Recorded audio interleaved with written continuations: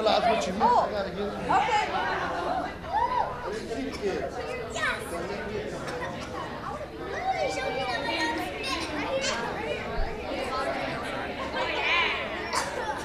All right, one more nice one with pictures. Yes, for sure. Smile real big on the count of 3. 1, 2, 3. All right, and let's do a silly one. You guys can do silly pose. On the count of 3. 1, 2, 3. Perfect. As the youth of the Janesville Boys and Girls Club enters through our doors, they represent tomorrow's leaders in our community. Who knows what they'll become? Doctors, teachers, sports figures, lawyers, performers, engineers. As noted in the video, every child follows a path in life. For many, it will lead them to a door. And for 23 years, the Janesville Boys and Girls Club has opened this door to our community's youth. We thank you for joining us tonight. Great futures start here.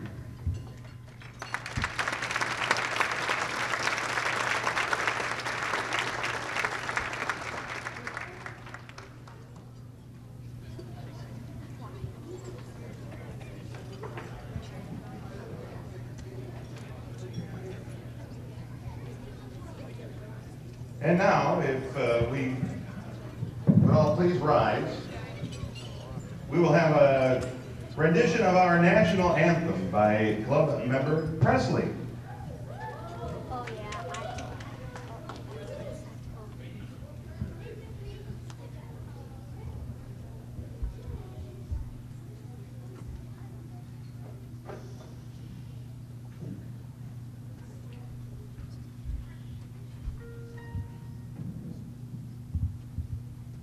Oh, say, can you see by the dawn's early light what so proudly we hailed at the twilight's last gleaming, whose broad stripes and bright stars through the perilous fight o'er the ramparts we watched were so gallantly streaming, and the rocket's red glare, the bombs bursting in air, gave proof through the night that our flag was still there.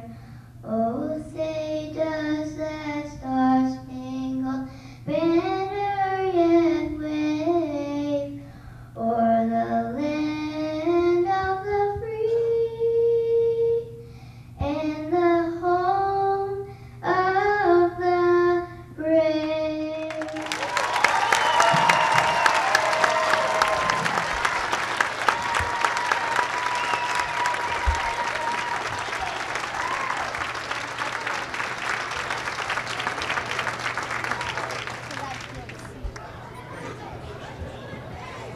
Great job, President. Thank you.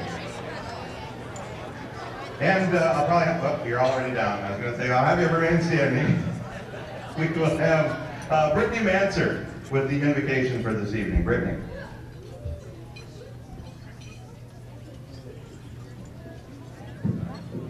Let's pray.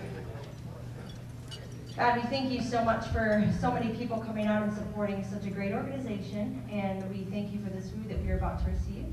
And I just bless the night and bless this food in our bodies. In your name, amen.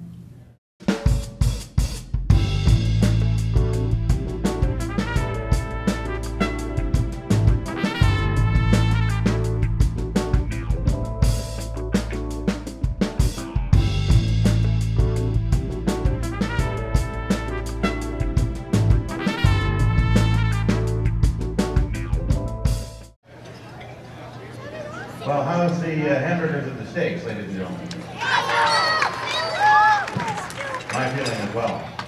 Thanks very much for coming out tonight. My name is Tim Brummel. I am the host of your talk show on WCLO Radio, among other things, and I'm honored to be with you tonight.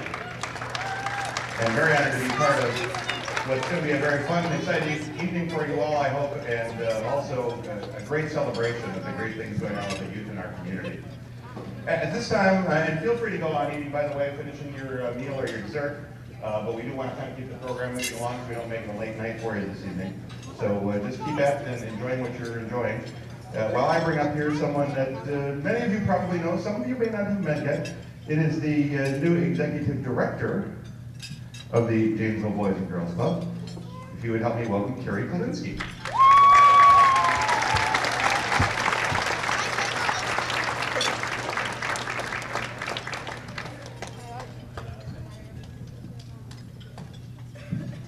So is it just me, or does anybody else have that fireworks song stuck in their head? Hey! Fireworks. Anyway, yeah. I'm Carrie Kalinsky, and I've been with the club now since January, so I guess I'm still new. Probably for the, I can work the new thing for a while yet, don't you think?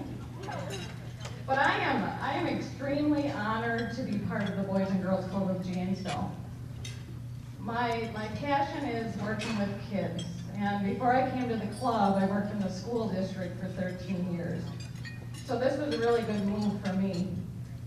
The organization, the Boys and Girls Club of Janesville, is so much more than just a place for kids to go after school to have fun. For a lot of our members, we are their home away from home. We provide them a safe haven. Many of our kids come to us because they feel safe. We offer meaningful activities, and we offer positive adult role models and mentors. Most of all, at the Boys and Girls Club, we inspire dreams and hope for the future. That's why great futures really do start here at the club. Many of you might not know this, but we only charge our members $20 a year membership. That's not too much. And that we will always charge them a low fee. That's part of our mission. However, we have to make up 80% of our budget. And on your tables tonight, we have some donation cards. I would encourage you to continue to support us, and if you can't, that's okay.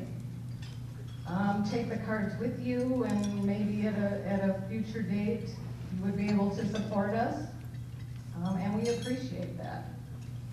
I want to thank all of you. We, the club, could not function without the community support. So thank you so much to everyone in this room. I am so blessed to have such an awesome staff and great kids.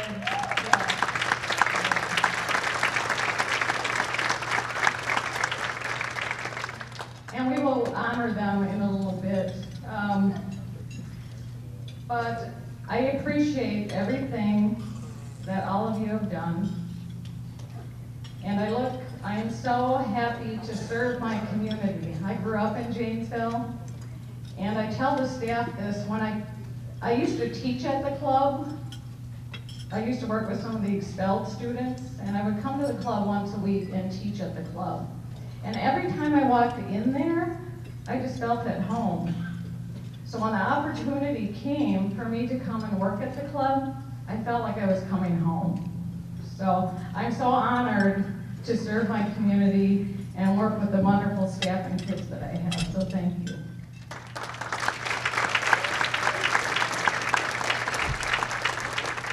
And I look forward to much continued success. Speaking of success, Miss Andrea, I want to introduce to you a wonderful young woman named Andrea Jones. She started at the club as a member, and now we have the good fortune to have her as our staff. So come on up, Miss Andrea.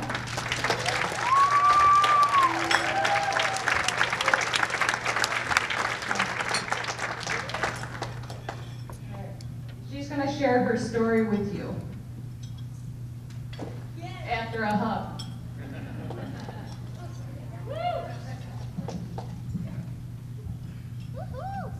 All right.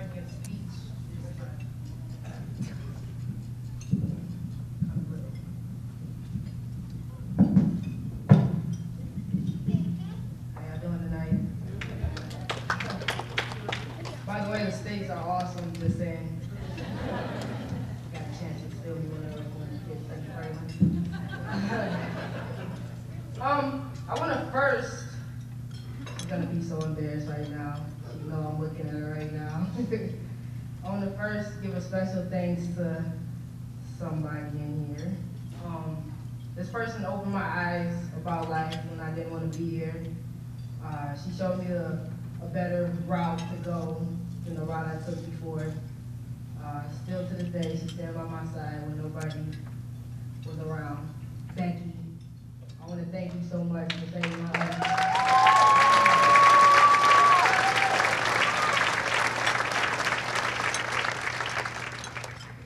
Well, all of this started when I grew up. I grew up in Janesville, single parent home.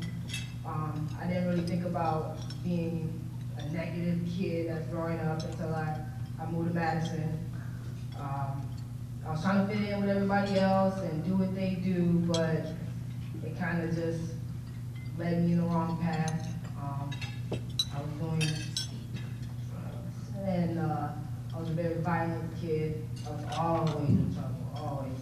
I always get the little pink slip home every time I get in trouble. Up, your child, you know, can't go to school tomorrow because she's suspended. I didn't really care. I didn't even think I was gonna make 18. I didn't even think I was gonna go to high school. My 8th grade graduation, I was goofing off again, and I got kicked out, and they told me, you know, keep acting up, you're not gonna go to high school. You're in danger of failing. So, kind of scared me at the moment because I didn't think I was gonna move on with my class. But I passed barely. My mother moved back to Janesville just because Madison High School aren't like Craig and Parker, but I did that. I did connect with some of my older friends, and I thought I was coming back to attend the teen center. You know, I was in high school now, so I could do it. But it closed down, and I had to go back to, you know, the Boys and Girls Club, which I found very fun. I didn't think, you know, that was something that I was going to, you know, continue to do. But at high school, I got a lot of crap from the high school students. You know, you're going to Boys and Girls Club, you're cool. Yeah, but I go back there and I see some of those kids, you know, give them a smile, and, you know, at this point I'm a junior staff now, so I think I'm kind of, you know, the boss around there, and they really looked up to me, and I kind of opened up the doors to me being a kid again, so I was kind of like, yeah, I like that, yay. You know, I was a role model. But I had some issues, and I was, most of the time, if I wasn't at the club, I was just down and out, sad, depressed. Becky and some other staff, you know, kind of knew that something's going on with this kid, you know, but, you know, they worked on me and, you know, worked to try to help me out. They went the extra mile to help me with my problems. Becky and some other staff, you know, come to my school and, you know, make sure I was on the same track of what I'm supposed to be doing, and, you know, talking to my counselors and make sure my homework was done, you know.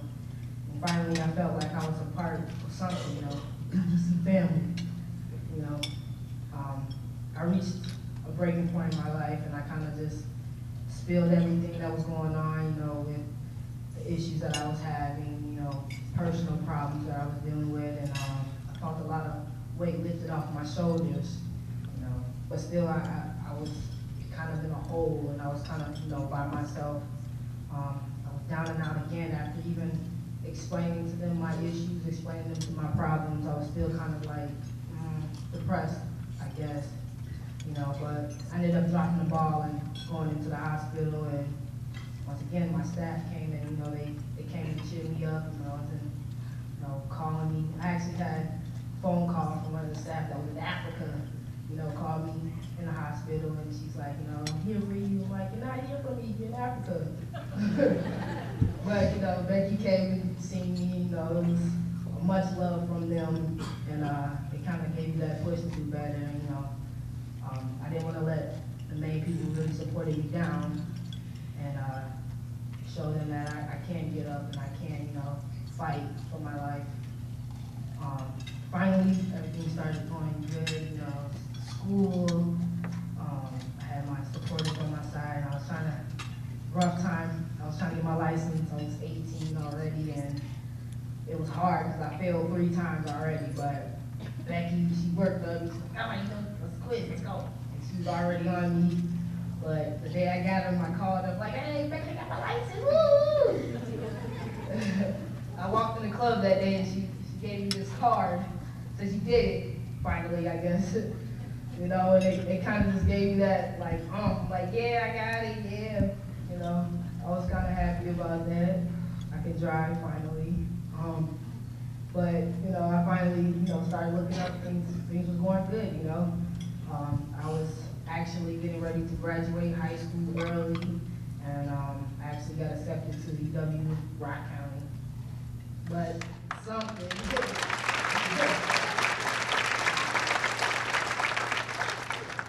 it just started. I wasn't the best student, you know, but I thank you, Rock. But I hit a bump in the road again, and a simple argument with my mom ended me up homeless, with nowhere to go, no one, you know, there. But once again, I turned to my staff, and you know, they helped me out, and they got me going again with shelters, temporary homes, hotels. Finally found a place of my own, and I can still say I still live there. But all in all, I've been dealt a hard hand to deal with, and the club helped me get there, you know, get to where I'm at now. I can't say where I'm at now is that I'm finally going to make 21 next month. I never thought I was going to make it to that age. You know, I'm full-time Warhawk student.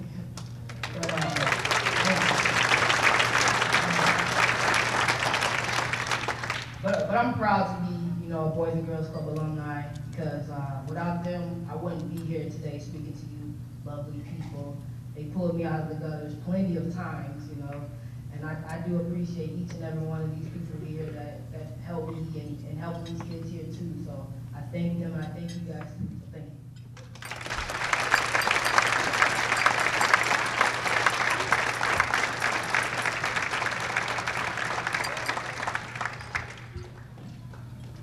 That is a magic door, is it not? Fantastic.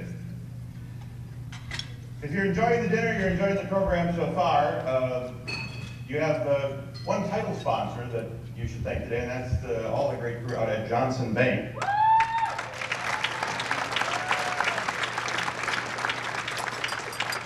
I've been privileged enough to sit with this gentleman through dinner, and I'm not talking about Antonio Bush yet, but we're going to talk about him in a moment.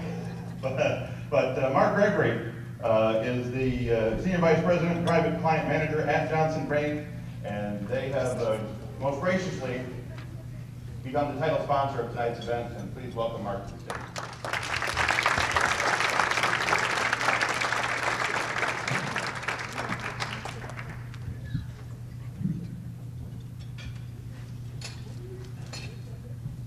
Some people are a little bit taller in the world.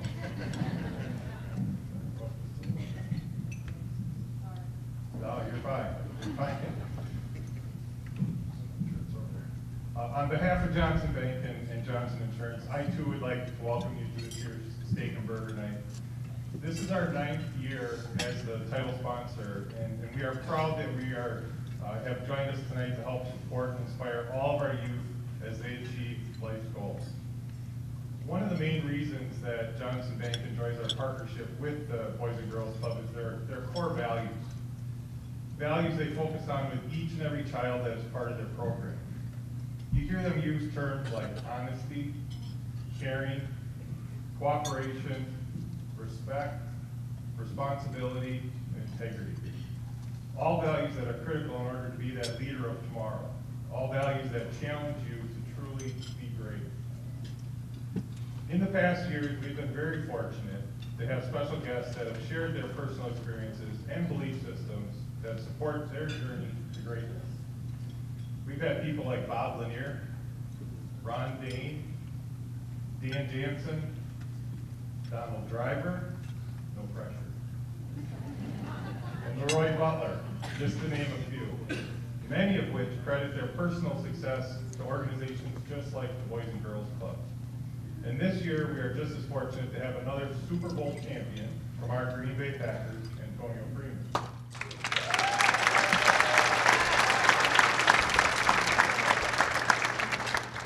I'd like to share a little bit of information about Antonio before we welcome him to stage.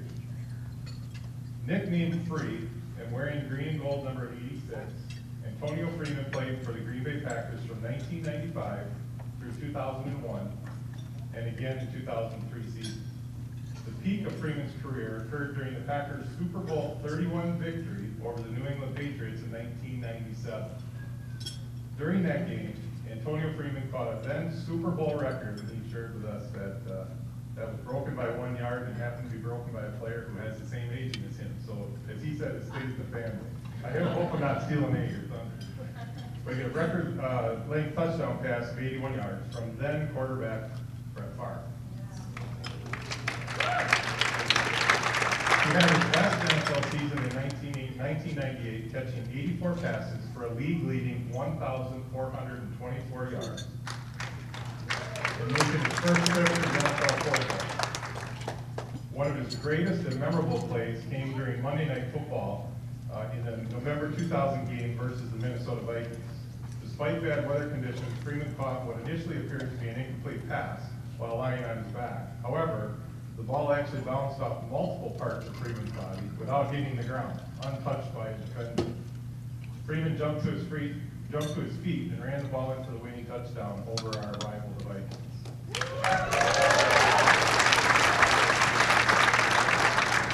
The touchdown prompted ABC play-by-play announcer Al Michaels, who was obviously stunned by the play, to famously shout, "He did what?"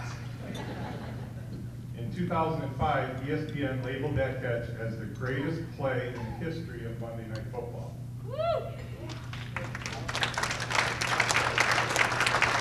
In his 10 NFL seasons, Freeman caught 477 passes for 7,251 yards, gained 1,007 yards returning kickoffs and punts, and scored 61 touchdowns. His teams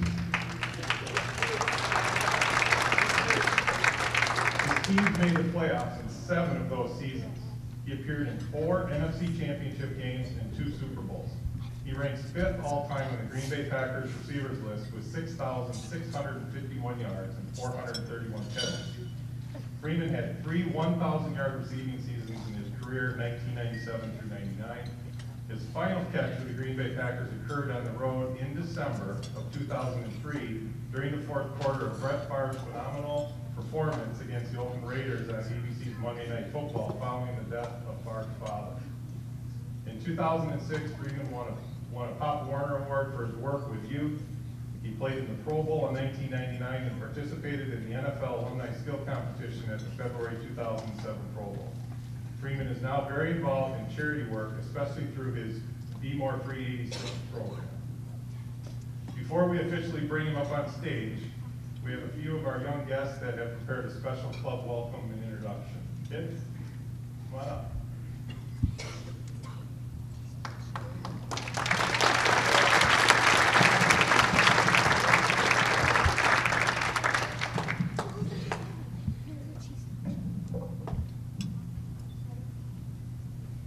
They call him Free, cause he is the best Packer player in history. The famous play made me say, yay, just because the way he caught the ball, he made a fall, he made a run through them all. Touchdown! Now he is here. Let's hear a cheer for the best Packer player in many years.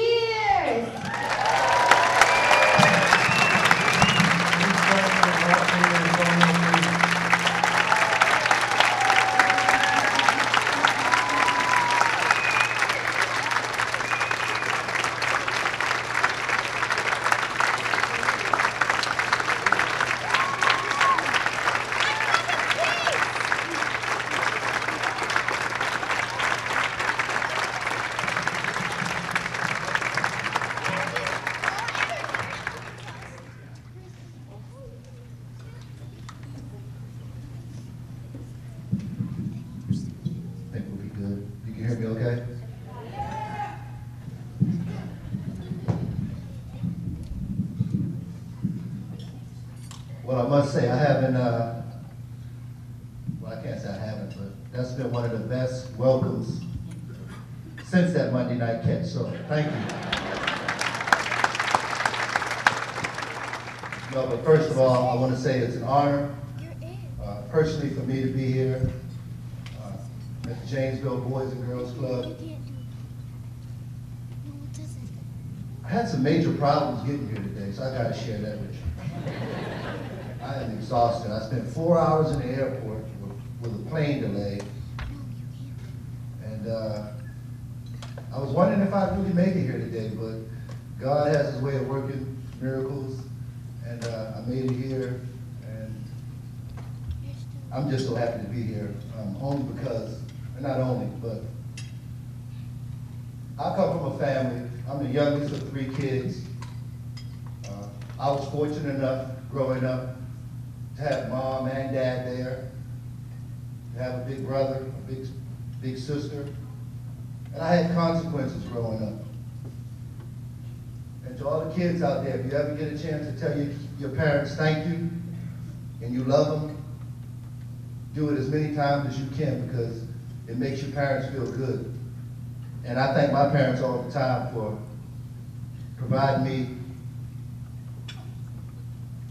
a home, giving me consequences in school. Sports has always been a major part of my life. But I can tell you, if my dad was here, he'd be shaking his head, because if my teacher called home and things weren't right in school, there was no sports. It didn't matter if you were the best player.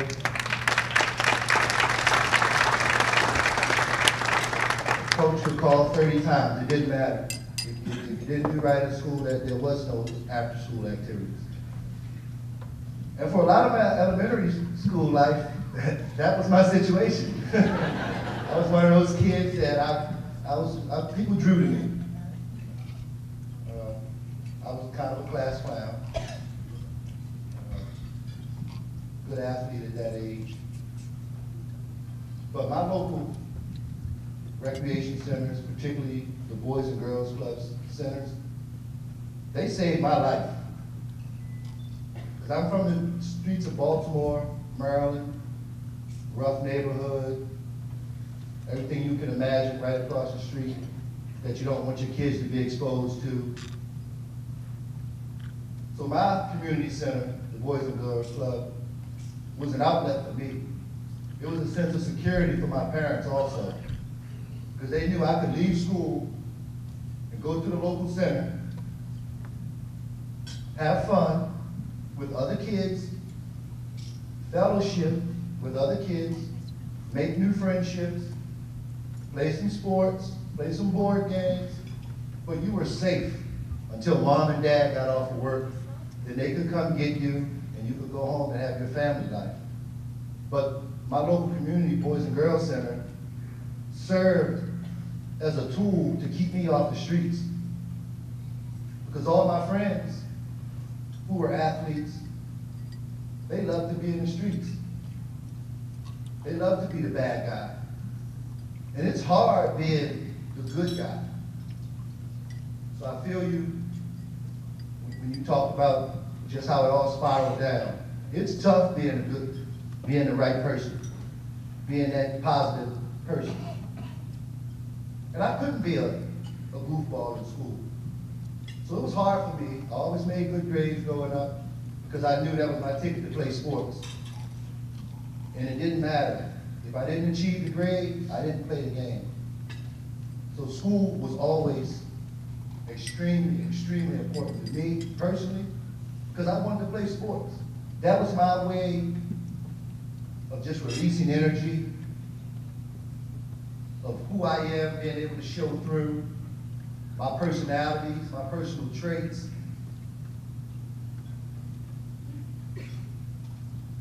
And I just encourage every kid to take advantage of your local Janesville Boys and Girls Club, because it just is that tool. It's that tool where you make new friends, you have fun, you play games, and you're safe. And you can't bring a lot of horseplay in there. Because you hear words like honesty, integrity, family-oriented when you think about the boys and girls facilities. And all of us were kids once. We stray off, we do things we shouldn't do. But I don't know where I would be if I did not have just the consequences. I heard the director say she was in school. Well, you don't leave school just to let people run over you at the local Boys and Girls Club. You bring those same tools from your teaching days and you teach kids. You teach them after school, when they're not bored, when they're not trying to fall asleep, when they're full of energy. A lot of kids fall asleep in class, but when that bell rings for dismissal, those kids are wide awake. Those kids are wide awake. And what the Boys and Girls Club did for me, Atari was the video game when I was out, okay? Space Invaders, Pac-Man. It gives you an escape from all of the addictive things in life, especially for kids today. I couldn't imagine being a child growing up in today's world with so much right at my fingertips. Your local Boys and Girls Club is used for you to stray away from video games. You get cell phones at a young age now, so a lot of kids are texting. A lot of kids are on the computer. The Boys and Girls Club, it really helped me develop into the man that I am today. Because I played sports at my local Boys and Girls Club. So I had coaches that impacted my life. I can think back to my first basketball coach at age 10. And how much he was just an impact in my life. Because he was such a mean person. And when you're young and you have consequences, that's what you look at adults as, is this mean person. But he taught me the game. He taught me to be a team player. He taught me to be a better son, a better brother. And to be honest, he was like an extension of my dad. Because my dad gave him permission that if I got out of line, to take care of him. And I was very fearful of him as I continued to progress and play more sports. There was always that male father figure that impacted my life. And until I was 14, I was always involved in my local community centers, my Boys and Girls Clubs. And it helped set me up for high school, because it didn't have to be all about me. I knew about friendships. I knew about sharing from going to the Boys and Girls Club. I knew about sharing food or sharing toys when I didn't want it. And that helps build the team concept. And the team concepts helps you prepare for real life. So whether you realize it or not, your participation at these local centers, they're preparing you for life. The ups and downs of life, the highs and lows.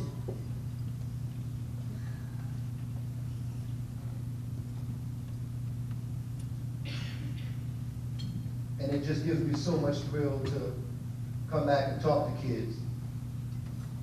And I just want to veer off just for a second.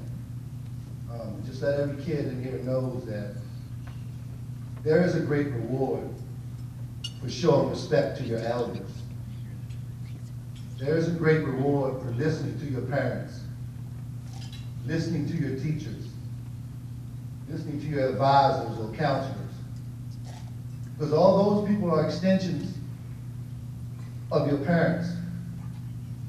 They want to see you do well. They want to see you achieve well. And you can't do anything, kids, without school.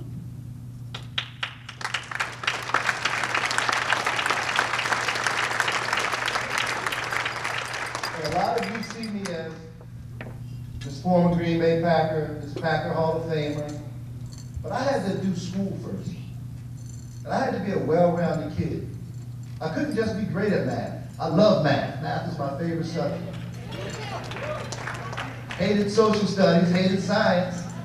But hey, if I wanted to play ball, what did I have to do? I had to put in the extra work. And it was hard work, because it's work that you don't want to do. I want to do math all day. I want to study math all day. But when it came time to science, social studies, talking about nuclears and atoms and things like that, I had to learn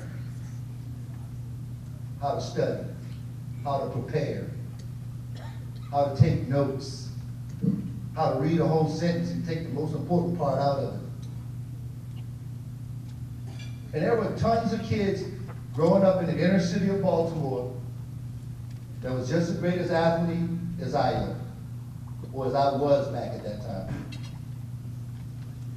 But those guys didn't take school seriously. They thought it was just all about athletic ability. But I was fortunate, I was lucky. I had both parents at home. I had consequences. I knew it was a long shot to make it to the pros. I wanted to leave college in my junior year. And kids, listen to this. I wanted to. I felt as though I had done enough and achieved a higher level that I could take my game to the NFL as a junior. Anybody want to blurt it out? One person that might have stopped that dream from happening? My mom.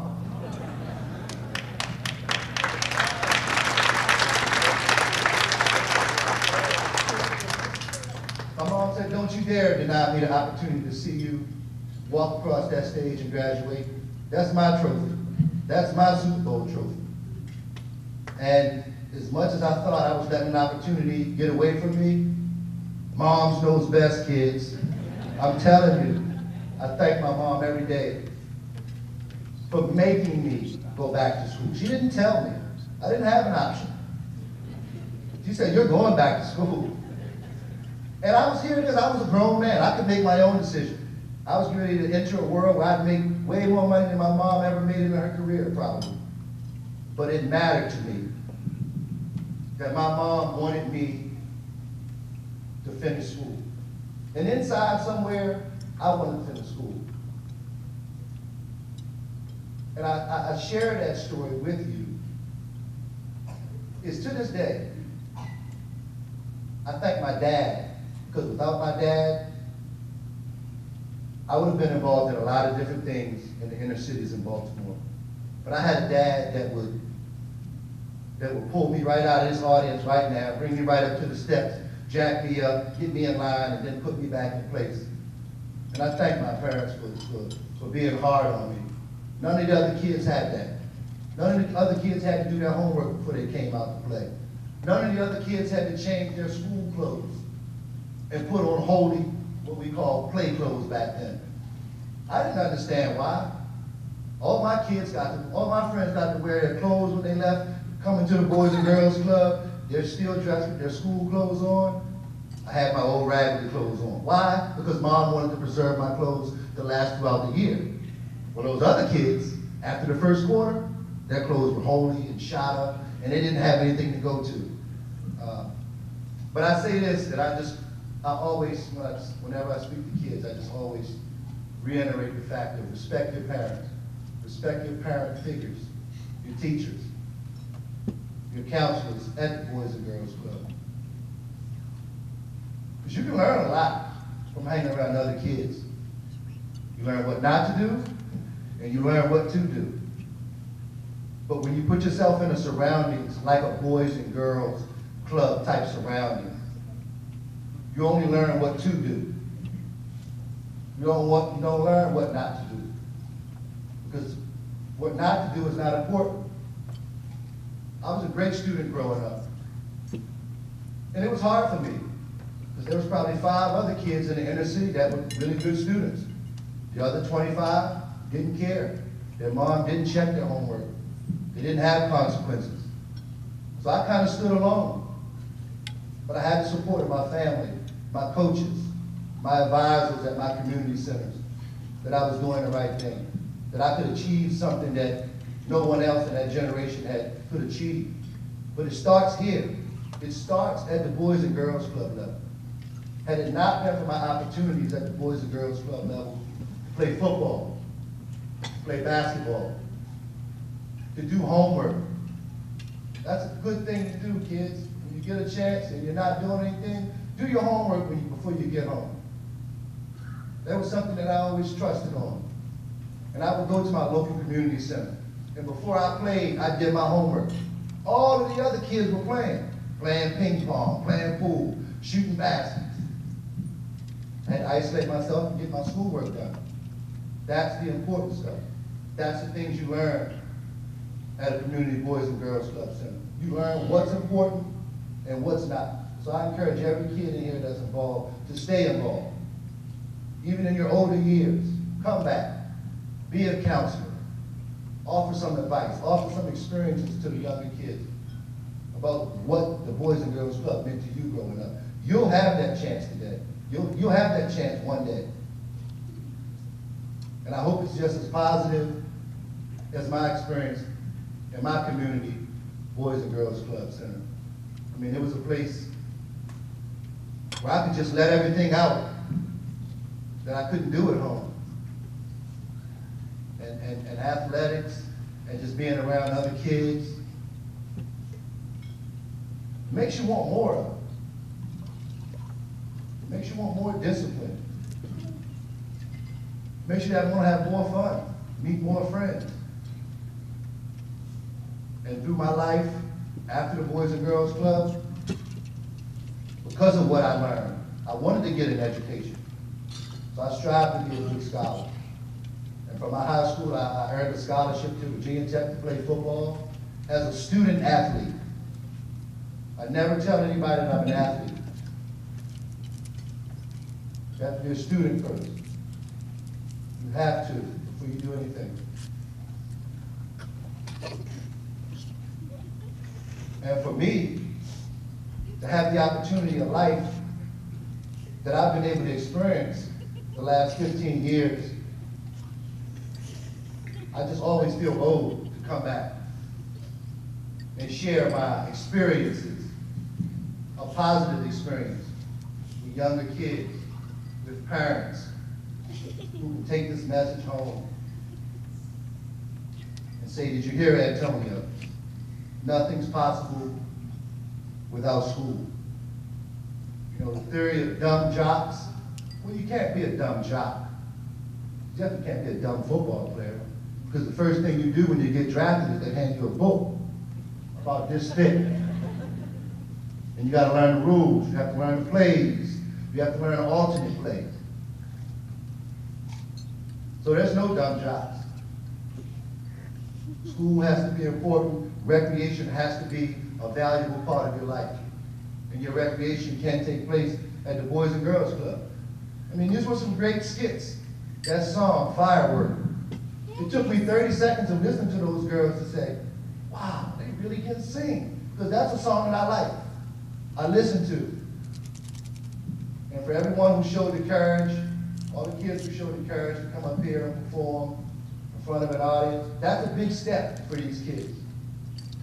To get up here and feel as though what I have to share is important enough, those kids deserve a round of applause. I'd like us to give them a round of applause.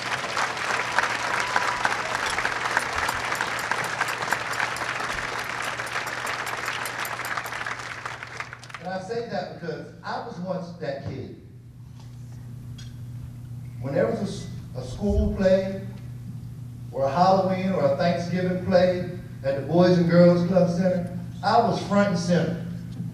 I was the headliner of the show. So to see those kids up here today, it really, I had chills kind of. My hair stood up on my arms because as long ago as that was, I can remember the days. And that breeds character. That gives these kids courage. Maybe to communicate a little more openly. But any kid who can do what these kids did today, coming up on the stage and performing and singing, sounding good, I mean, that's a big deal. That's what it's about. That's what your Boys and Girls Club Center can do for you. It can couple on what you learn in school. now you'll be better prepared for life. You'll be more sound. You'll be more well-rounded. And that's the one thing I had to get used to, was to do things that I didn't know about, do things that I didn't like. I hated playing pool. I hated playing ping pong. But when I came to the Community Boys and Girls Club Center, there was a pool table, there was a racquetball table, there was basketball court. So you learn and embrace new challenges in life. Whether it's tic-tac-toe or hangman, you embrace new challenges in life, and it has a value as you continue to move on. And my point was not to come up here and spend a whole lot of time about Antonio Freeman, but just to give a message to the kids: stay active, stay involved, be good students. You know, my message is not about my success, but was my journey. And I was sharing to some members from the Johnson Bank just how uncomfortable I am being a star, so to say. You know, I'm just a normal guy. What I've been able to achieve, it just happened because of my abilities, my drive, my work ethic, my support system. That's the big thing. Using your support system, using your team. When you're down in the dumps, there's nothing like having a team full of people who care to help bring you up. And that's why the story the young lady said it resonated to me. It meant something to me. Because when you're drifting and falling fast, there's no worse feeling ever. But when you look up and you can see those same people who support you, who believe in you, that's all you need, is people who believe in you. And you heard the young lady talk about her team. They believed in her. They changed her. She embraced their will to provide a change for her. And that's what being involved in a community setting like the Boys and Girls Club can do for each one of you kids. And my rise as a Green Bay Packer, I'll just touch briefly on it with you, because I know you guys probably want to hear about that. You know, it was weird coming from East Baltimore, coming from the East Coast to the Midwest. I had never been to the Midwest, didn't realize how cold it was, you know. And I had to embrace it was embracing a new endeavor. I was away from my family for the first time. I was around a whole bunch of different guys.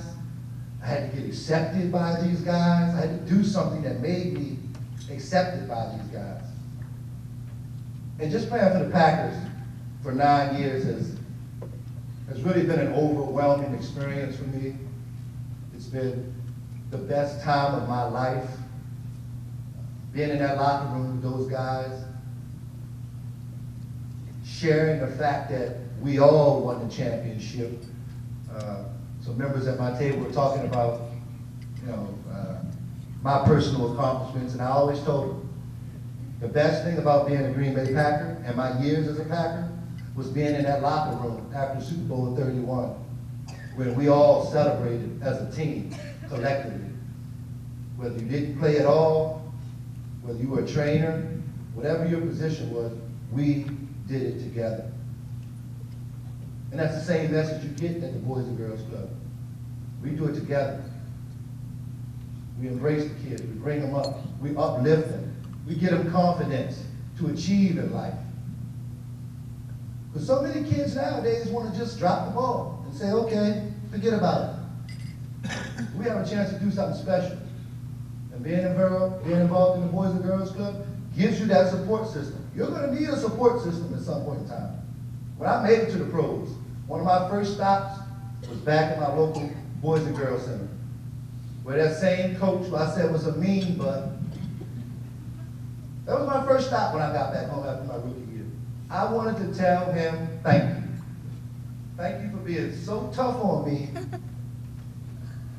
that I didn't realize why he was being so mean to me. But it paid off.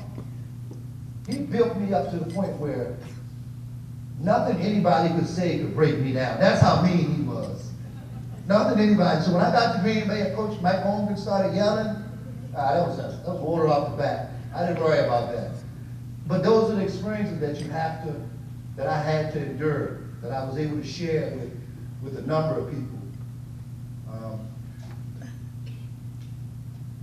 And again, my best days are in my community. I can look back at my childhood and my days in the community, the friendships I made. I still see those guys. We still laugh about things from the past. Nobody can take that away from me. And that's one of the great things that I was able to share from my community, from my Boys and Girls Club, is it was an outlet for me. And kids use it. Use that outlet. I'm sure you guys probably have questions you may want to ask. And is it okay to open the floor up for questions? I don't want to bore you with too much of my life or things that meant something to me. I want to make sure that you get the information you want. So if you have a question you want to ask something about, it doesn't have to be sports related. It can be educationally based.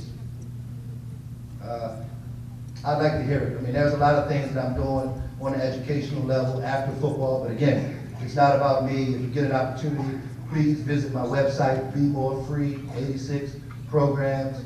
You'll see some of the things that I'm involved with after football. Just trying to have an impact on kids' life, trying to give them the faith to move forward, that they'll have a chance to be whatever they want, and just uplifting the underprivileged. That's really what I'm about in my retirement days. So again, I ask each of you, if you get an opportunity to check out Be More Free, 86 programs, and it'll relate to a lot of things that we're talking about and doing here today. Just giving back and being a guy that people say made it. It's good for me to come back and tell my story on how I made it, what things I did, positive and negative, to make it to where I am. So I just want to make sure, if any of you have any questions, you can ask questions. What inspired you to play football? My big brother, I'm the youngest of 3 kids. My oldest brother, he was a heck of an athlete, I have to admit. He was probably better than I was. And I just wanted to follow in his footsteps. I wanted to do the things that I saw him do. And, you know, my brother got to his senior year in high school. He got in some trouble. His scholarships were taken away. And he went into the United States Marine Corps, which he made a 20-year career out of. But to this day, he's been such an inspiration to me, such a support system for me. And my parents, I can't go without saying my parents, because I wanted to change a lot about, I wanted to do something real nice for my parents, for doing great things for me for the 18 years and the 5 years of college that they took care of me. So God bless me, I was able to make it to the NFL, have a great deal of success, make a great deal of financial security, money for myself and my family. And you know, those are the things that really inspire me, my family. I wanted to be the youngest kid and come back and kind of do good things for my family. That I had to find something to do. I knew I had to find something to be involved with. And it wasn't so much for me, but I had 2 kids. I have a 15-year-old daughter, and gray hair's coming. I have an 8-year-old boy. And it was more for them. I didn't want them to see their dad as just a football player. Okay, yes, I was a successful football player, but I am a successful businessman as well. So right now I'm on the NFL player committee safety panel. I'm an NFL ambassador. We go to high schools and college and give the message of the NFL to people. So I use a lot of what my upbringing was, my local Boys and Girls Club, my local schools, and I try to use football as that constant thing to keep me busy. Because football kept me busy. Without football, I was bored out of my mind, so I had to find something to do. And the more I sat at home after football, the more money I spent. So I realized I needed to go out and do something And actually, my foundation was the initial thing that triggered everything. I wanted to do something. I wanted to be a part of that team again. So I went to my local schools and communities, and I formulated that new team after football. All right, that wraps up our Q&A. Ladies and gentlemen, Oregon Packer great Antonio Freeman. Go long, Anthony.